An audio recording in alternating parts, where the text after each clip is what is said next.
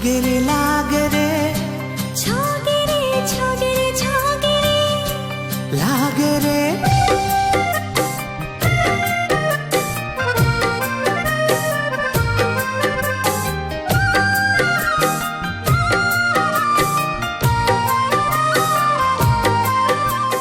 अब जाए के बेरा हो गए समधी जी।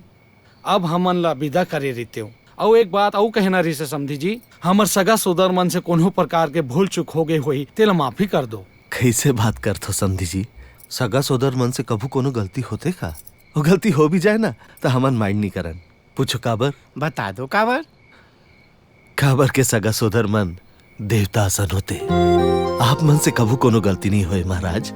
का बात बोल दो समधी जी, वैसे तो देवता ऊपर वाले, हमन तो ओकर बनाए इंसान हरन। चलो चलो चलो, बाकी के बातचीत बिहार भर रहन दो। त दीदी मन, आप मन से भी विदा चाहता और जात जात एक बात घलो बोलना चाहूँ। हमारे गांव के बाबू और आपके गांव के नोनी के बड़ बिहाव हुआ थे।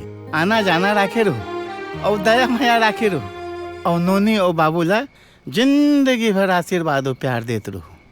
Tata bye bye. आपन तो अपन बात ला फर्राटा से कह दो तो हमार मन के मन में एक ठन बात हवे। आप मन बोले बर बोलहू तो बोलहू। हाँ हाँ बिल्कुल बोलना चाहिए।